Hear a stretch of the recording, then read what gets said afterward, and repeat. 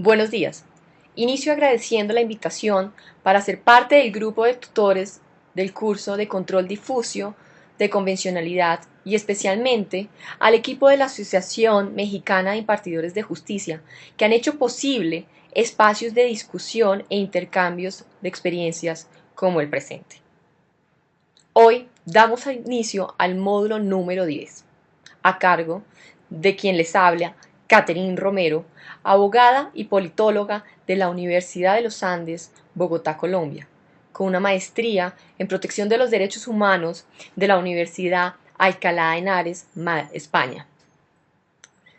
Durante 8 años, conformé al equipo de abogadas de la organización no gubernamental Women's Link Worldwide. Allí tuve la oportunidad de investigar y liderar litigios en la región americana y africana en países como Perú, Bolivia, Nicaragua, Uganda, Tanzania, para la promoción y defensa de los derechos de las niñas, adolescentes y mujeres en las áreas de la salud y la justicia. En ese sentido, mi experiencia me ha permitido conocer, comparar y aplicar en el quehacer litigioso los estándares en materia de adolescentes y niños desde un enfoque de género, entendido este enfoque como una categoría de análisis que permite indagar por los impactos diferenciados de las leyes y políticas basadas en las asignaciones de relaciones de poder existentes en la sociedad. Como mencionamos, el día de hoy damos inicio al módulo número 10 sobre control difuso y grupos en situación de vulnerabilidad en materia de derechos de los adolescentes. Para ello, iniciaré con una presentación de los objetivos generales y específicos del presente módulo contenidos en la guía que en el día de hoy ustedes tienen en sus despachos. Adicionalmente, en segundo lugar, presentaré algunas pinceladas del control difuso de convencionalidad, con el objetivo de resaltar la orden de la sentencia de fondo del Instituto de Reeducación del Menor contra Paraguay emitida por la Corte Interamericana de Derechos Humanos en el 2004, como la primera sentencia donde se ordena a un país americano la creación de una política pública en concordancia con los estándares internacionales para la protección de menores y adolescentes infractores de la ley. Tercero, haré una presentación histórica de los textos normativos que contemplan los derechos de los niños y adolescentes, para pasar después a una presentación y corta de cada uno de los contenidos del curso, y así dar inicio a la sesión de esta semana contenida desde el 3 de febrero al 7 de febrero. Así que será un gusto estar con ustedes en esta semana de la presentación del módulo 10.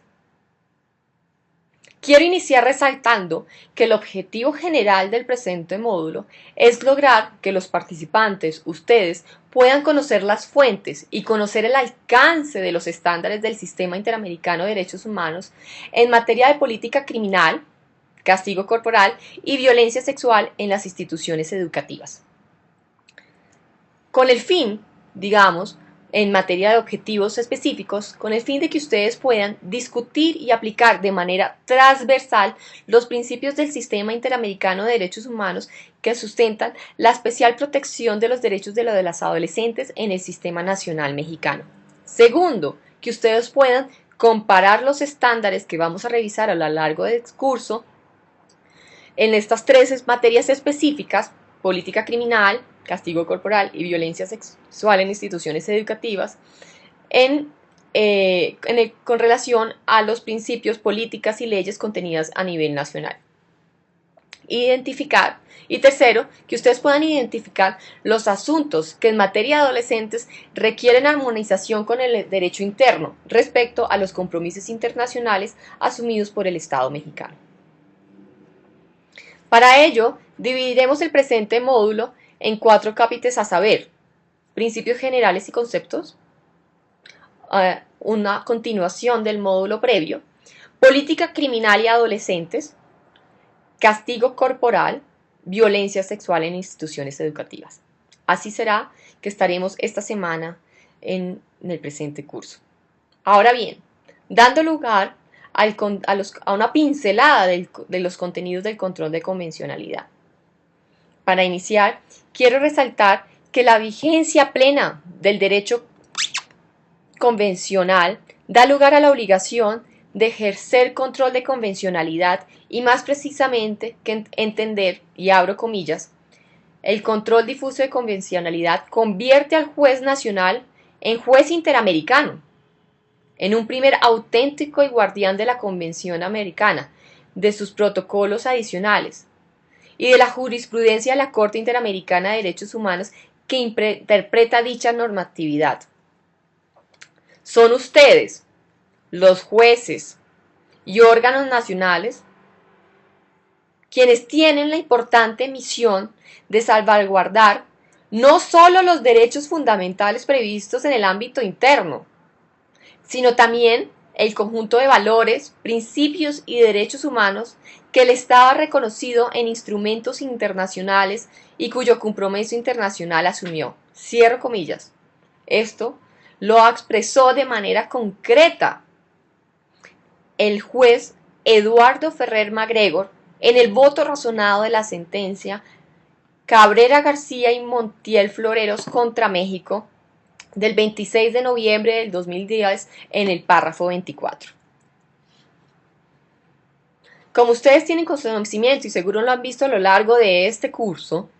la primera presentación integral y explícita del control de convencionalidad fue hecha por la Corte Interamericana de Derechos Humanos en la sentencia de fondo proferida en el caso Almonacid Arellano contra Chile, al resolver un caso relacionado con la impunidad sobrevenida con la aplicación de la ley de amnistía promulgada por el dictador Augusto Pinochet en Chile. La Corte presentó de la siguiente manera el contenido del control de la convencionalidad. Abro comillas, párrafo 124. La Corte es consciente que los jueces y tribunales internos están sujetos al imperio de la ley y por ello están obligados a aplicar las disposiciones vigentes en el ordenamiento jurídico. Pero cuando un Estado ha ratificado un tratado internacional como la Convención Americana, sus jueces, como parte del aparato del Estado, también están sometidas a ella, lo que los obliga a velar porque los efectos de las disposiciones de la Convención no se vean mermadas por la aplicación de las leyes contrarias a su objeto y fin, y que desde un inicio carecen de efectos jurídicos. En otras palabras, el Poder Judicial debe ejercer una especie de control de convencionalidad entre las normas jurídicas internas que aplican en los casos concretos y la Convención Americana sobre Derechos Humanos. En esta tarea, el Poder Judicial debe tener en cuenta no solamente el tratado, sino también la interpretación que él mismo ha hecho la Corte Interamericana, intérprete última de la Convención Americana. Desde esta noción, cierro comillas, desde esta noción integral pueden ser identificados los siguientes tres elementos constitutivos de este control que han sido mantenidos y precisados en la jurisprudencia constante.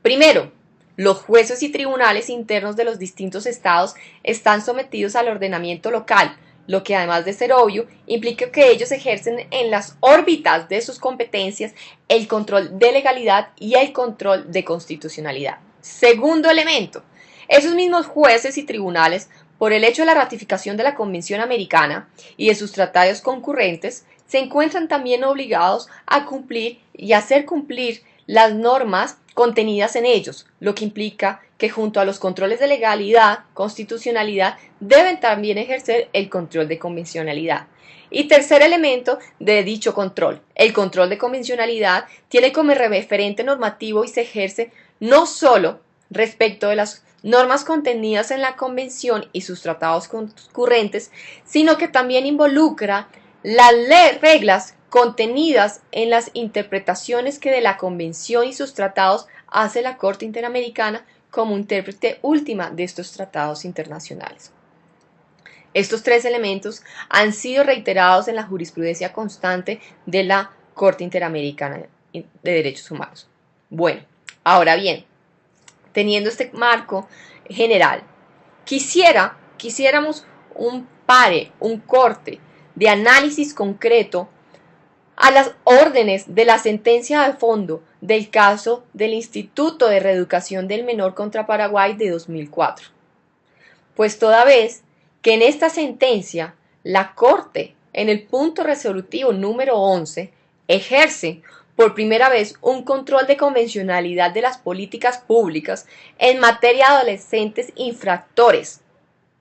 para un Estado americano. Este hecho es muy importante para los efectos del control, pues la Corte, además de ordenar la modificación de enunciados normativos en materia de política criminal para menores infractores, amplió su control de convencionalidad hacia el contenido de las políticas públicas, con el fin de ajustarlos a los principios y derechos de la Convención Americana. La orden número 11 de la parte resolutiva dice así, abro comillas, el Estado debe realizar o en consulta con la sociedad civil en el plazo de 6 meses un acto público de reconocimiento de responsabilidad internacional y de declaración que contenga la elaboración de una política de Estado de corto, mediano y largo plazo en materia de niños en conflictos con la ley que sea plenamente consistente con los compromisos internacionales del Paraguay. Dicha política debe, inciso B, contemplar, entre otros aspectos, estrategias, acciones apropiadas y la asignación de los recursos que resulten indispensables para que los niños privados de libertad se encuentren separados de los adultos, para que los niños procesados estén separados de los condenados, así como para la creación de programas de educación médicos y psicológicos integrales para todos los niños privados de libertad, cierro comillas. En la decisión del caso en mención, la Corte declaró la responsabilidad internacional del Paraguay por la violación de los derechos a la vida, integridad personal, en relación con los artículos 1.1 y artículo 19 de la Convención Americana que establece los derechos del niño. Adicionalmente, la Corte declaró la violación de los derechos a garantías judiciales y protección judicial en relación con los artículos 1.1 y 1.1, 2 y 19 de la misma convención. Para hacer una presentación de la tesis general del caso, los invito a leer el párrafo 170 de la misma sentencia, mediante la cual la Corte expone de manera general la tesis del caso. Abro comillas. La Corte puede concluir que en ningún momento existieron en el instituto las condiciones para que los internos privados de la libertad pudieran desarrollar su vida de manera digna, sino más bien a estos se los hizo vivir permanentemente en condiciones inhumanas y degradantes, exponiéndoles a un clima de violencia, inseguridad, abusos, corrupción, desconfianza y promiscuidad, donde se imponía la ley del más fuerte con todas sus consecuencias. Cierro comillas. Una vez más, los invito a leer con detenimiento los hechos ocurridos en el caso del Instituto para la Reeducación contra Paraguay relativa a menores infractores, entendida o en el marco de la primera sentencia de fondo que ordena a un Estado a reformar una política pública en materia de los derechos y principios de la Convención para protección de los derechos de los niños y jóvenes y adolescentes. Ahora bien, damos inicio a un recuento normativo histórico de la protección de los derechos de los niños y adolescentes. Es importante anotar que históricamente los niñas y adolescentes han sido reconocidos como sujetos de especial protección. El primer intento jurídico internacional que contempló la protección de la infancia se plasmó en la Declaración Universal de los Derechos Humanos, que en su artículo 25.2 estableció que la maternidad y la infancia tienen derecho a un cuidado y asistencia especiales. Todos los niños nacidos de matrimonio o fuera de matrimonio tienen derecho a igual protección social. En el mismo año, a nivel regional, La Declaración de Derechos y Deberes del Hombre señaló en sus artículos 7 y 30 que todo niño tiene derecho a protección, cuidados y ayudas especiales,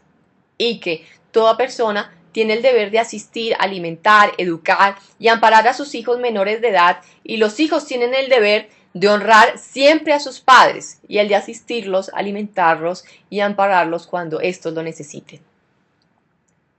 En este mismo sentido, la Convención Americana de Derechos Humanos en su artículo 19 establece que todo niño tiene derecho a las medidas de protección que su condición de menor requiere por parte de su familia, de la sociedad y el Estado. Posteriormente, en el Pacto Internacional de Derechos Civiles y Políticos se prohíbe la pena de muerte para menores de 18 años y se consagra que todo niño tiene derecho sin discriminación alguna por motivos de raza, color, sexo, idioma, religión, origen nacional o social, posición económica o nacimiento, a las medidas de protección que su condición de menor requiere, tanto por parte de su familia, la sociedad y el Estado. Sin embargo, y para efectos de este curso, no es hasta el Pacto Internacional de Derechos Económicos, Sociales y Culturales que se usa por primera vez en un tratado internacional la palabra adolescente, previendo que se deben adoptar medidas especiales de protección de los adolescentes a fin de garantizar la plena maduración de sus capacidades física, intelectual y moral. Bueno, esto como parte de inicio. Ahora bien, quiero dar unas pinceladas generales sobre los contenidos de los tres módulos siguientes, de los tres acápites siguientes que vamos a ver: política criminal, castigo corporal y violencia sexual en las instituciones. Con relación a la temática de política criminal y adolescentes, quiero anotar que el sistema de responsabilidad penal juvenil tiene que ver estrictamente con las formas de organización de la respuesta estatal frente a los delitos cometidos por adolescentes y jóvenes. De tal forma que la justicia juvenil es el reflejo no solo de las normas de un Estado, sino también de los órganos que tienen el poder de ejecutarlas y los procedimientos mediante los cuales se logra su efectividad, creando así un estatus jurídico especial para las adolescentes en cada país. El marco jurídico relevante en este aspecto de política criminal no se limita al artículo 19 de la Convención Americana, sino que acá cobra especial importancia el corpus iuris de los derechos de los niñas, niños y adolescentes, pues este señala las directrices en materia de justicia juvenil, de tal forma que en este capítulo o en esta sección los invito a revisar y a leer con detenimiento, para todos aquellos interesados, las reglas mínimas de las Naciones Unidas para la Administración de Justicia de Menores, conocidos comúnmente como las reglas de Beijing. Asimismo, las reglas mínimas de las Naciones Unidas sobre las medidas no privativas de la libertad, conocidas como las reglas de Tokio. Las reglas para la protección de menores privados de la libertad, reglas de La Habana, y las directrices de las Naciones Unidas para la prevención de la delincuencia juvenil, las directrices del RIAD. Ahora bien, pasando a la segunda sección sobre castigo corporal sobre niños y adolescentes, es de materia relevante asumirlo en tanto que es un tema completamente invisibilizado en la región. Según el informe de la Comisión Interamericana de Derechos Humanos en la materia, se señala que para el 2009 solo 24 estados en el mundo prohibían legalmente el castigo corporal, incluso en el hogar. Entre ellos, como estados partes de la convención, lo tenían completamente prohibido Venezuela, Uruguay y Costa Rica. Como veremos una y otra vez en este módulo, el artículo 19 de la Convención es el artículo fundamental base que impone al Estado la obligación de adoptar medidas de protección, dentro de las cuales se encuentran aquellas que garanticen la no discriminación y por lo tanto lograr la materialización de la prohibición contra la tortura. Y por último, se observan los estándares internacionales exigibles cuando se trata de niñas, niños y adolescentes. En este módulo quisiera invitarlos a leer la observación general número 8 del Comité de Derechos del Niño, en la cual se definió como castigo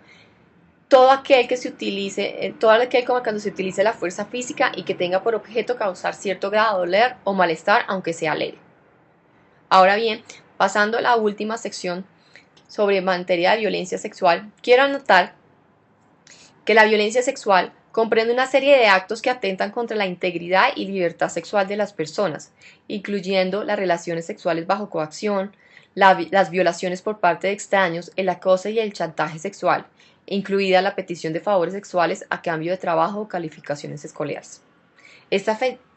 definición se matiza cuando hablamos de actos de violencia sexual contra niñas, niños o adolescentes, ya que deben tenerse en cuenta diversos elementos tales como la vulnerabilidad del menor, el género, así como las relaciones de poder y confianza que se establecen entre niños y adolescentes, entre adultos en este tipo de instituciones educativas.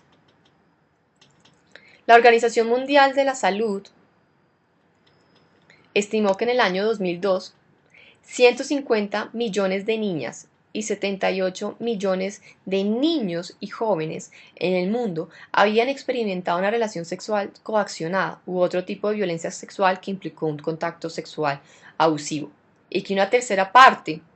de los adolescentes en el mundo había iniciado su vida sexual de manera forzada. Aunque la mayoría de víctimas de violencia sexual son atacadas por un miembro cercano al entorno familiar, cientos de miles de niños y adolescentes en todo el mundo sufren estos abusos sexuales en sus escuelas, según reveló el Informe Mundial sobre la Violencia y la Salud realizado por la Organización Mundial de la Salud.